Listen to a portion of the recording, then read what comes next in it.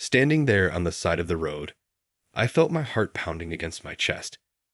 The officers exchanged looks, and then one of them said something I'll never forget. "Since you're such a fitness expert, let's see what you can do. Get down and give us some push-ups." At first, I thought I'd heard wrong. Push-ups? On the street? At midnight? But their faces showed they weren't joking. Cars were still passing by slowly, their headlights casting long shadows on the pavement. Some people had started pulling over, probably wondering what was happening to make two police officers have someone exercised on the side of the road. 50 push-ups, the first officer said, and maybe we'll forget about that stop sign. His partner was already pulling out his phone, and I could see he was opening his camera app. My stomach turned as I realized what was about to happen. This wasn't just going to be a humiliating moment, it was going to be recorded. I had a choice to make right there. I could refuse, but who knows how that would have ended. I could feel my face burning with embarrassment as I got down on the ground. The asphalt was cold and rough against my palms. My workout clothes, still damp from training clients all day, didn't provide much protection from the chilly night air. 1. The officer called out loudly, almost like a drill sergeant. Some teenagers across the street had their phones out now too. 2. I could hear people whispering, some laughing. 3. Cars honked as they passed by, drawing even more attention to what was happening. With each push-up, I felt my dignity slipping away. Not because of the exercise. I could do push-ups all day. It was the way they were using something I loved, something I used to help people, to try to shame me. The very thing that had given me purpose in life was being turned into a public spectacle. 25. We were halfway there, and a small crowd had gathered. I could hear someone saying, "This isn't right," but nobody stepped in. How could they? 26. The officers were taking turns counting now, making it into some sort of game. 27. My arms weren't tired. Years of training had made sure of that. But my spirit? That was another story.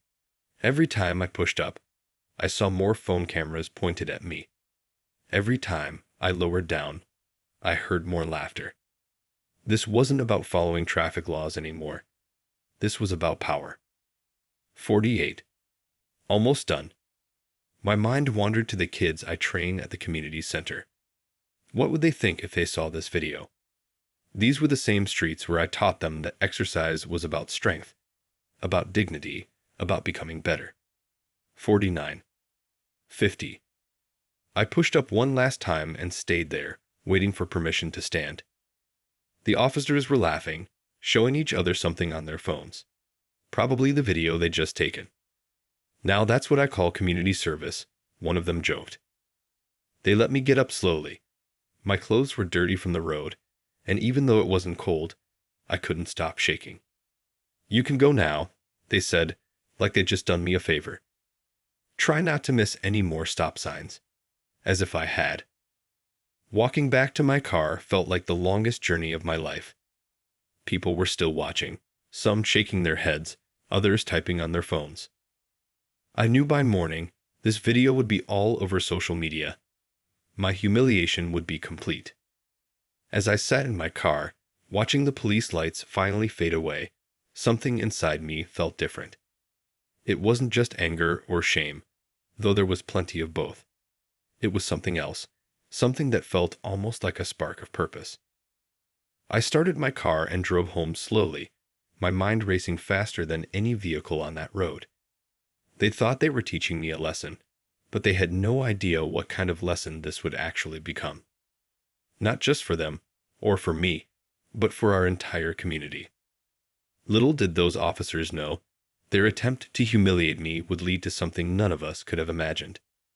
Sometimes, when people try to push you down, they accidentally give you the perfect reason to rise up higher than ever before. And that's exactly what I plan to do, just not in the way anyone would expect. Life has a funny way of changing your path when you least expect it. That's exactly what happened to me one quiet Thursday night when I was heading home from the gym.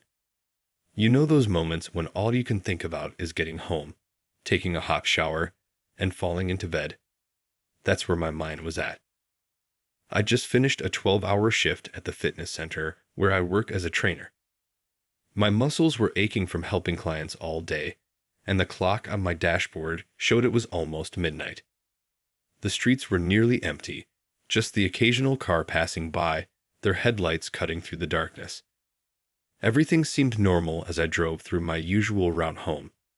The same old buildings, the same streetlights, the same stop signs I'd seen 1,000 times before. I even remember thinking about what I'd have for breakfast the next morning, probably my usual protein shake and oatmeal.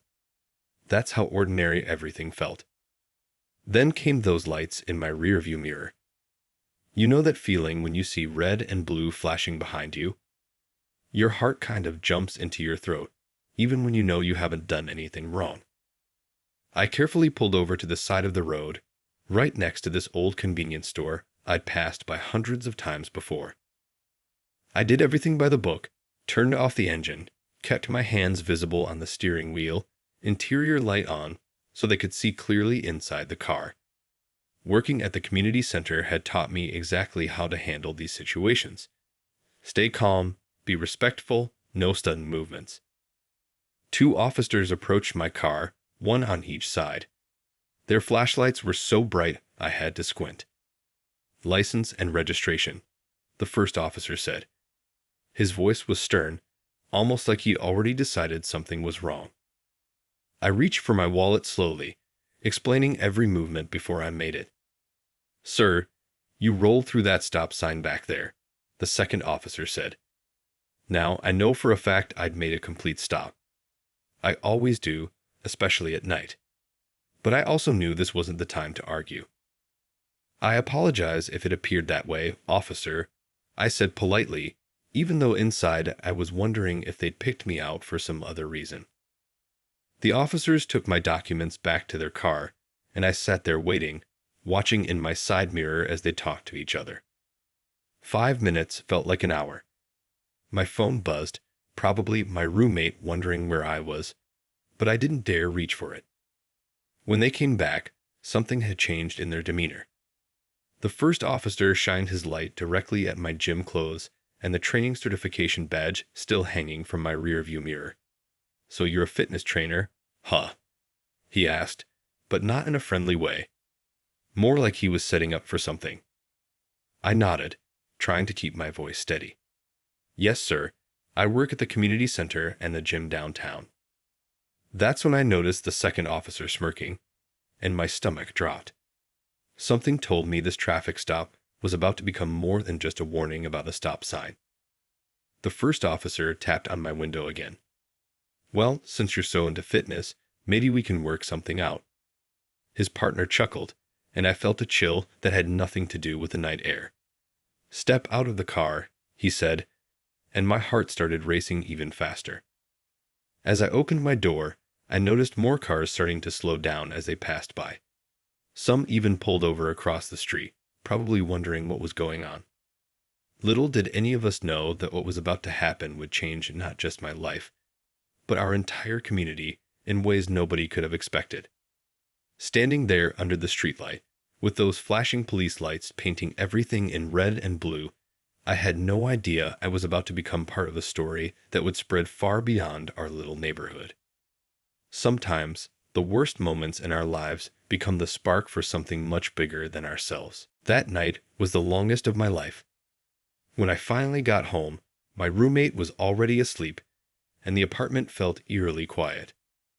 I stood in the shower for what felt like hours, letting hot water run over my shoulders, but it couldn't wash away what had happened. The feeling of the rough pavement against my palms kept coming back, along with the sound of those officers counting and laughing. My phone wouldn't stop buzzing. The video was already making rounds on social media.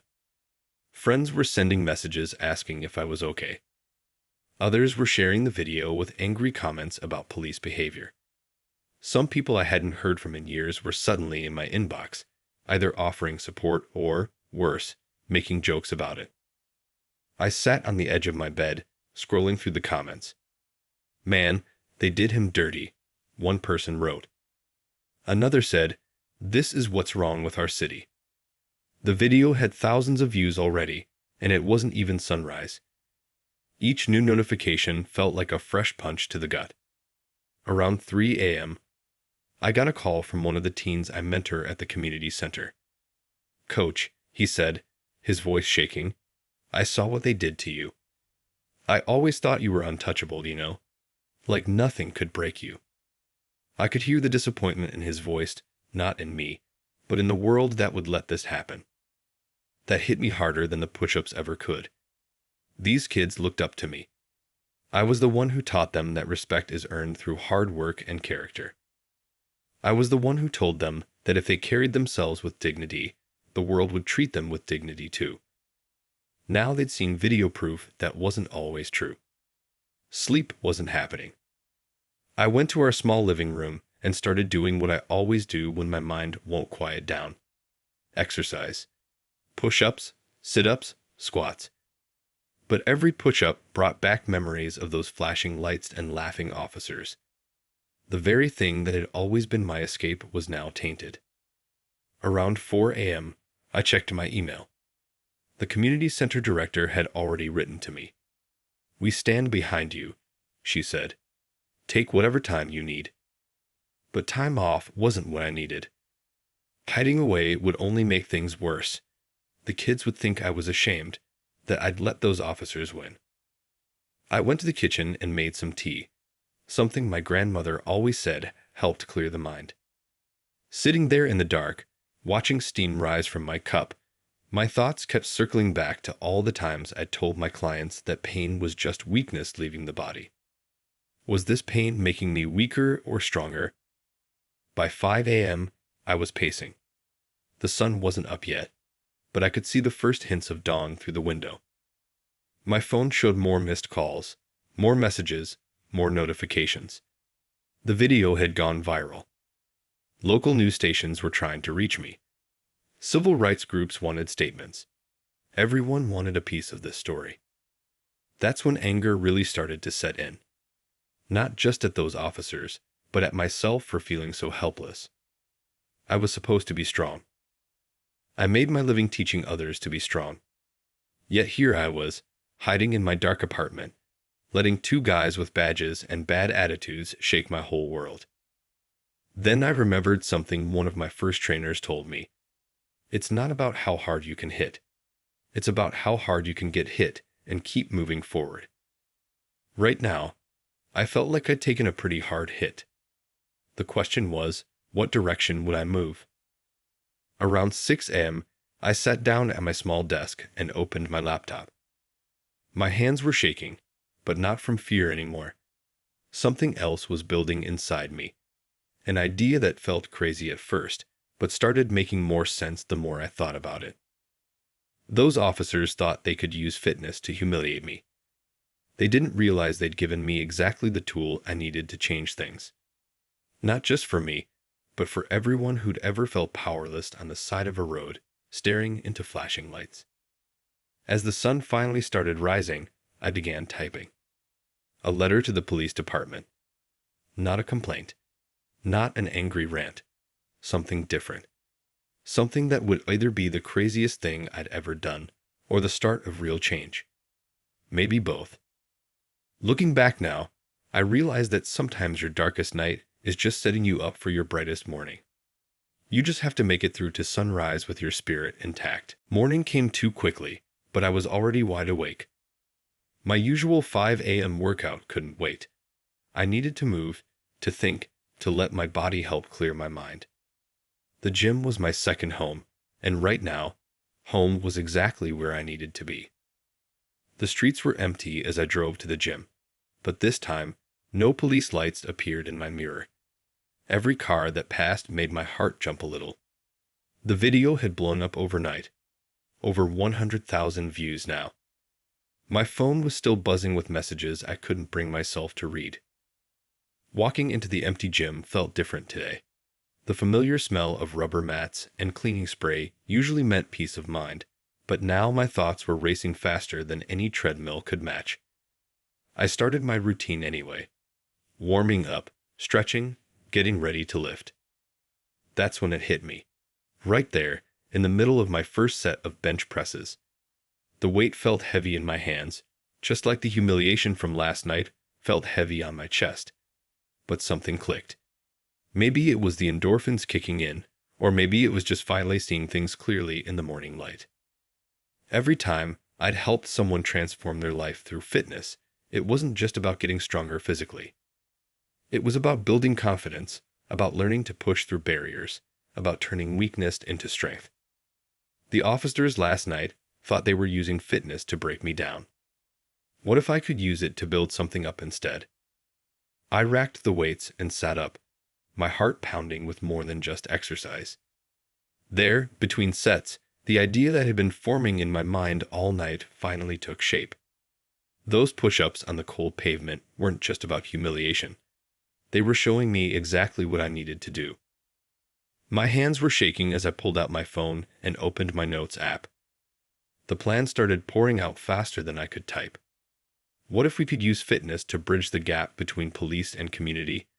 Not just working out together, but really understanding each other through shared struggle. I remembered every client I'd ever trained, how barriers broke down when people sweated together.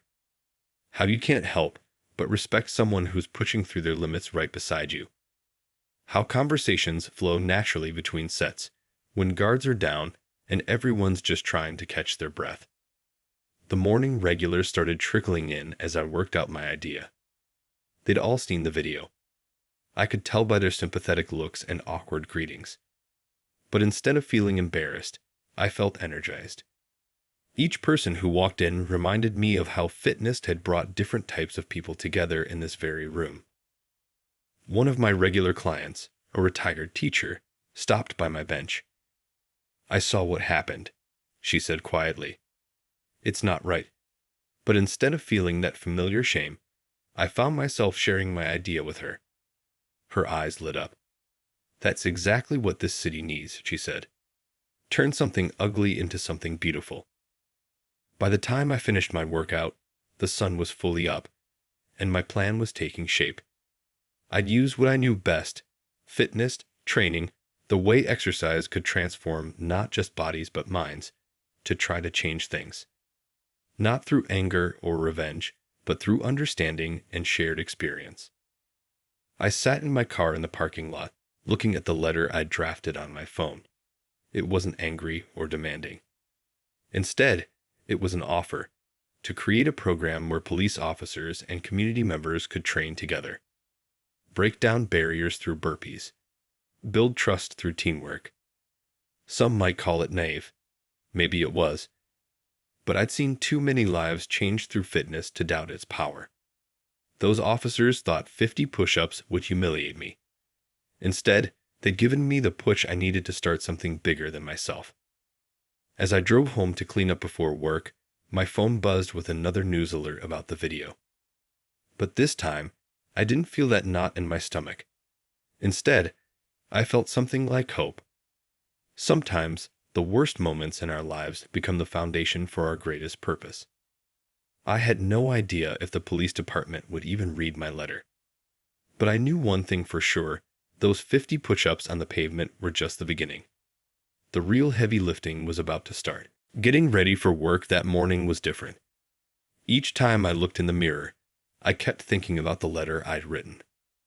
It wasn't just words on a screen anymore. It felt like the most important thing I'd ever written.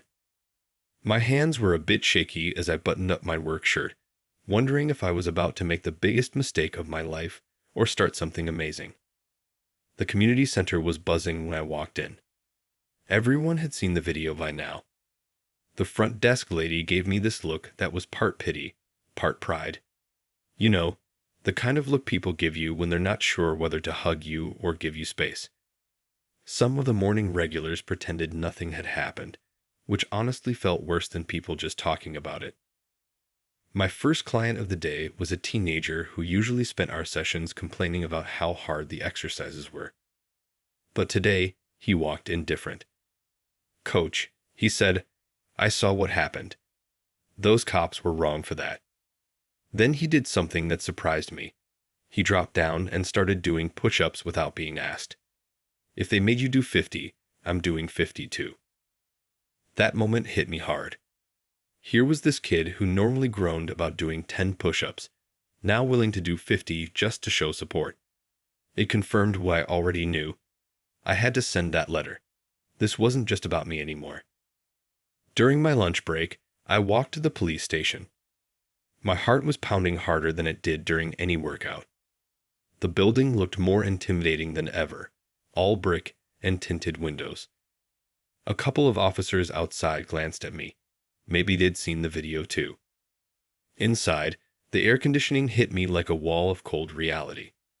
What was I thinking? Me, the guy they just humiliated on video, walking in here with some crazy proposal about fitness training. The desk sergeant looked up, and I could see the recognition in his eyes. "I'd like to speak with the chief," I said, trying to keep my voice steady. "I have a proposal I'd like to submit." I pulled out the envelope containing my printed letter, grateful that my hands weren't shaking too badly. The sergeant made a call, probably expecting me to be filing a complaint. 20 minutes later, I was sitting in the chief's office. He was a smaller man than I'd imagined, with reading glasses perched on his nose. The viral video was playing on his computer screen when I walked in. He turned it off quickly, but not before I heard those familiar counting voices. "So," he said, folding his hands on his desk, "I assume you're here about last night's incident." The word incident made it sound so small, so neat and tidy. But instead of letting anger take over, I took a deep breath and pulled out my proposal. "Sir," I said, "I'm here to offer a solution." His eyebrows went up at that. Most people probably came to his office demanding punishment, not offering solutions. I explained my idea. A community fitness program bringing officers and residents together. Training sessions where badges and backgrounds didn't matter, where everyone was just there to get stronger together. As I talked, his expression changed from skeptical to curious. I explained how fitness had changed my own life, how it could build bridges better than any community meeting. The officers in that video, I said, they used fitness as a weapon. But it doesn't have to be that way. It can be a tool for understanding. The chief took off his glasses and rubbed his eyes. I could see the wheels turning in his head. This was probably the last thing he expected when he came to work today. "The officers involved will be disciplined," he started, but I cut him off, politely, of course. "I'm not here for that," I said. "I'm here to turn this into something positive." I showed him my training certificates, my community center credentials, my record of working with at-risk youth. "Give me 6 weeks," I said. "Let me show you how this could work." He was quiet for a long time, looking at my proposal. The tension in the room felt heavier than any weight I'd ever lifted. Finally, he looked up. "This is either the craziest idea I've heard," he said, "or exactly what we need right now." I left the police station that afternoon with something I hadn't expected. Hope. The chief had promised to review my proposal and get back to me within the week. As I walked back to my car, I noticed one of the officers from last night watching me from across the parking lot. This time, though, I didn't feel small. I stood tall, knowing that sometimes the best rep is the one that comes after you think you can't do any more. A week passed like molasses. Every time my phone rang, I jumped, thinking it was the police chief. The video had gotten even more attention. Local news stations were calling, wanting interviews. But I turned them all down.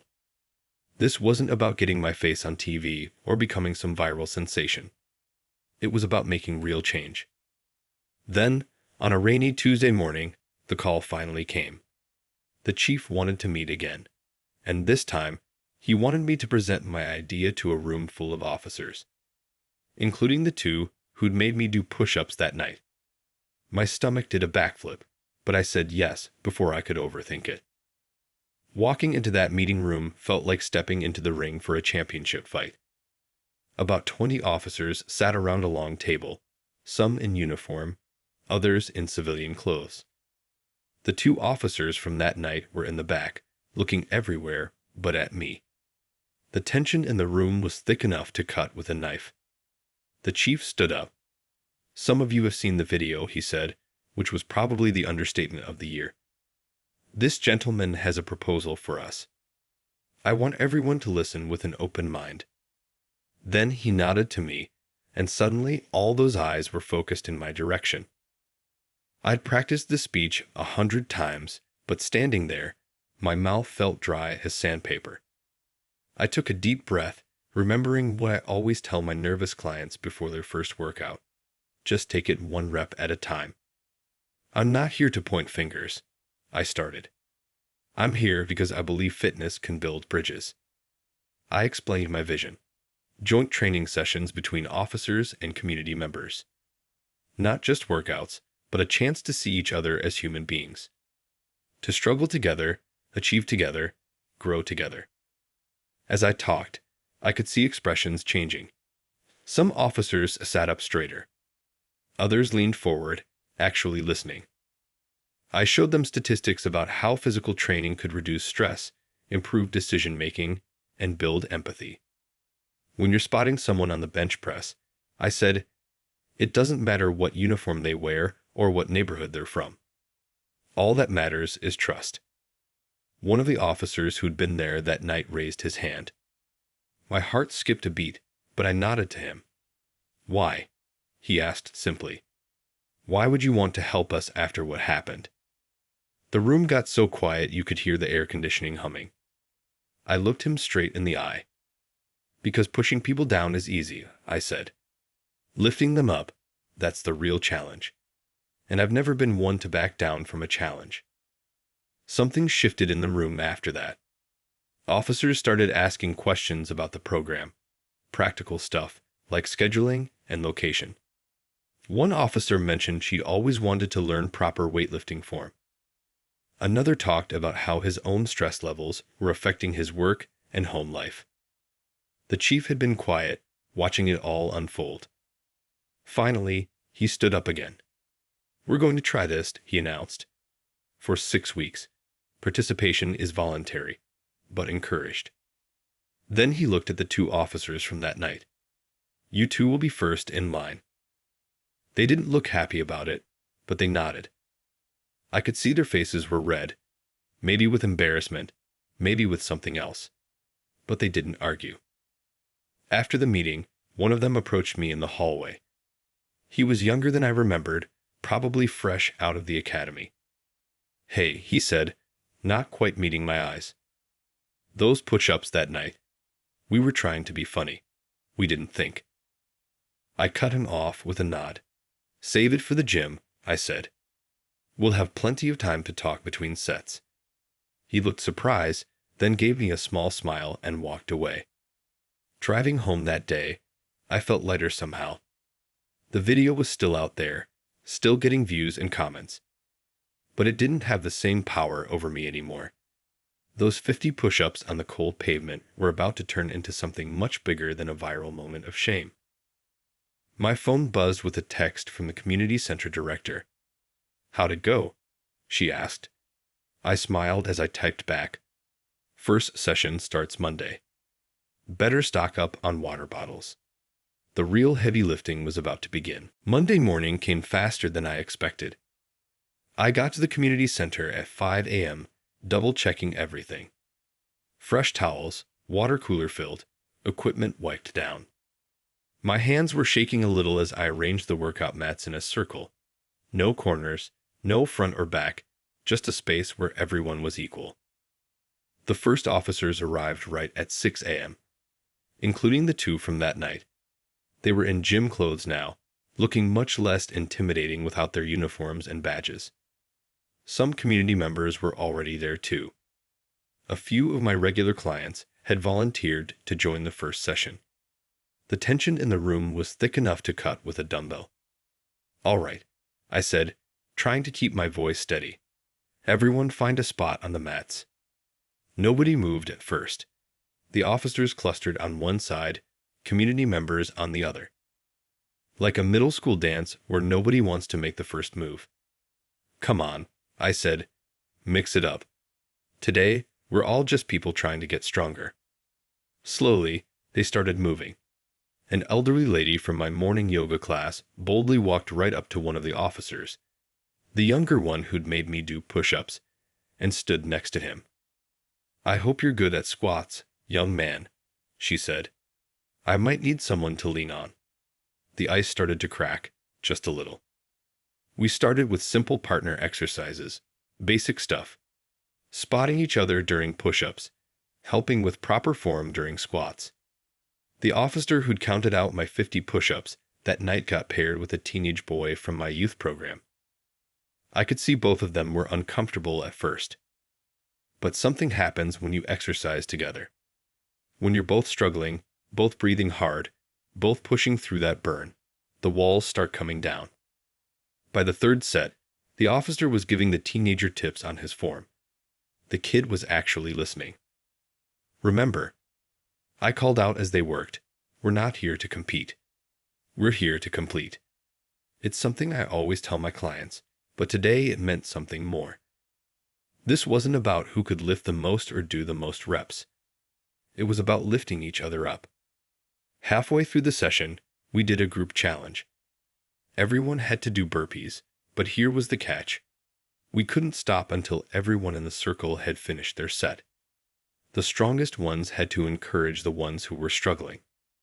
Officers found themselves cheering on community members. Community members supported officers who were running out of steam. The elderly lady was last to finish her modified burpees. Everyone was clapping, shouting encouragement.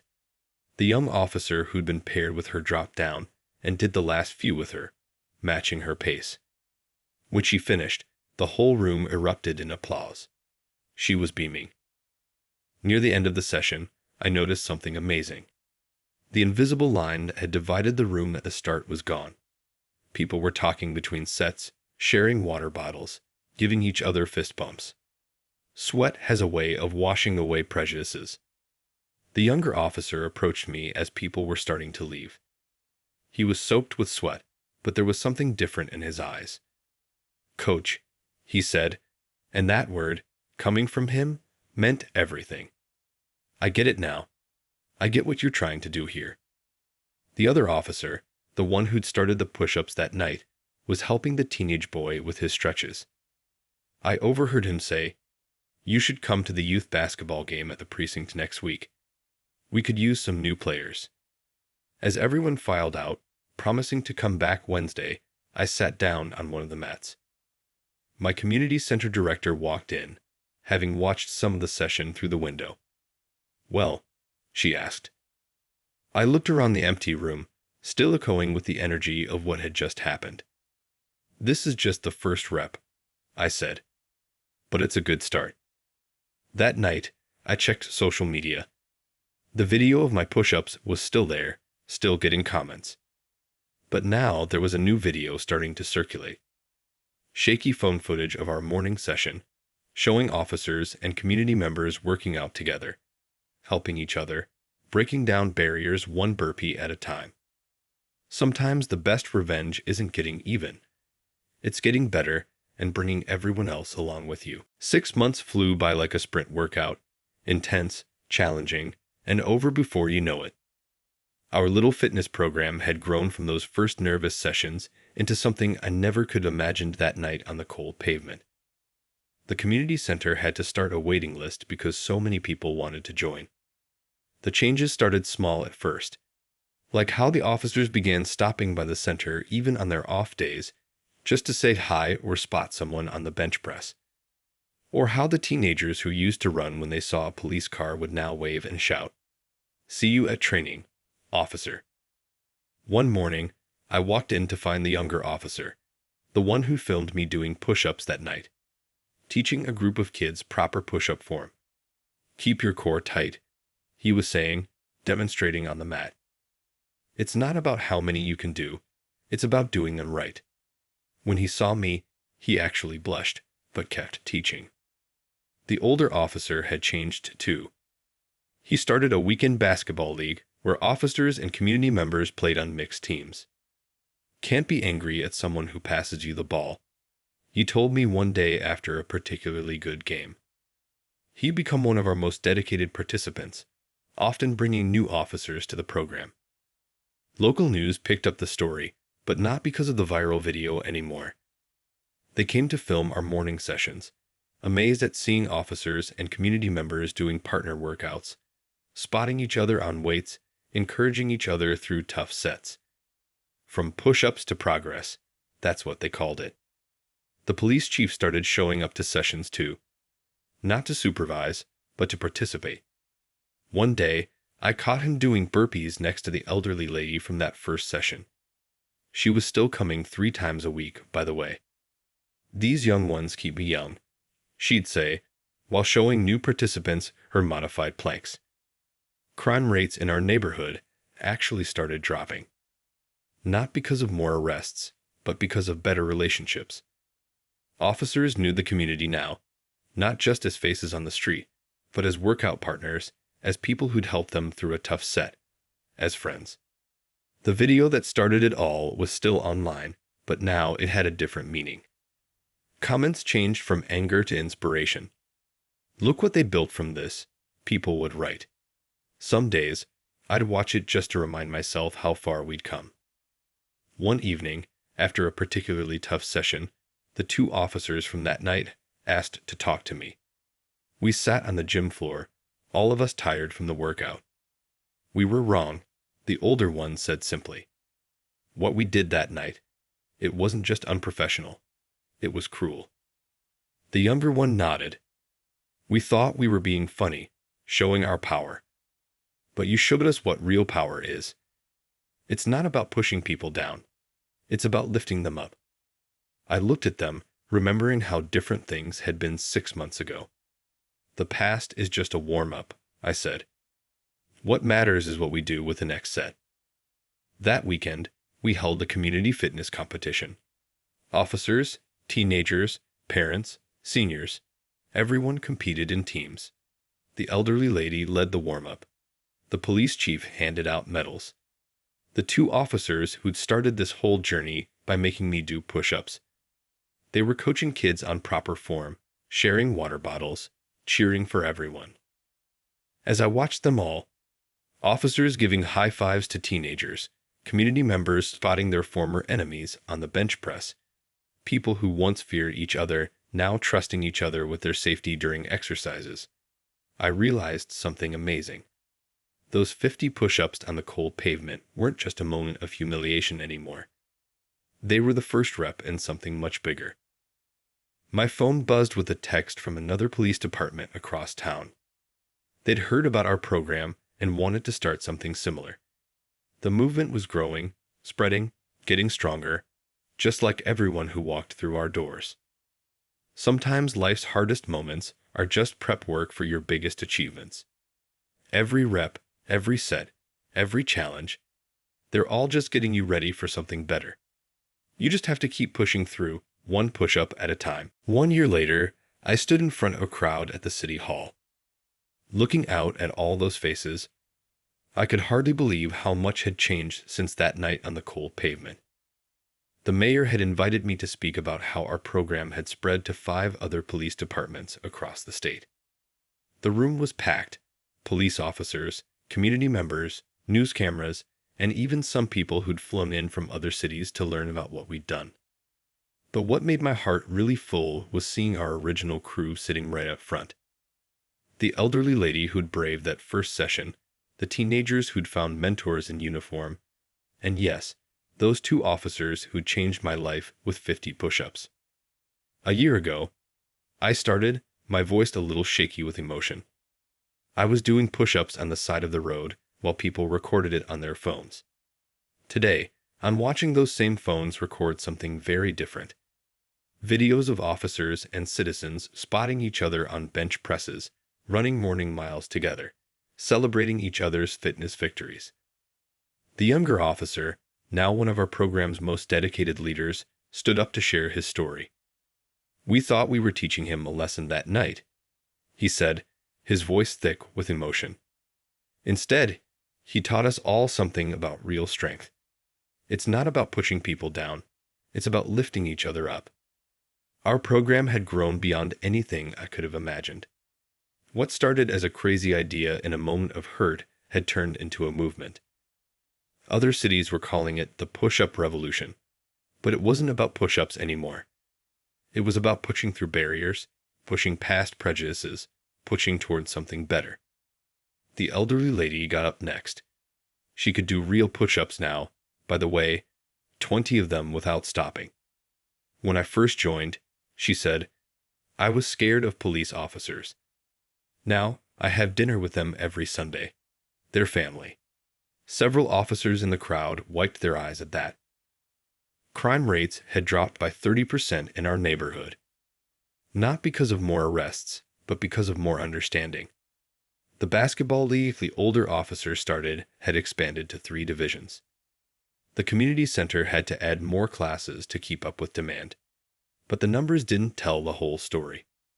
The real change was in the little things. Like how the ice cream shop owner kept protein shakes ready for officers after their workout shifts.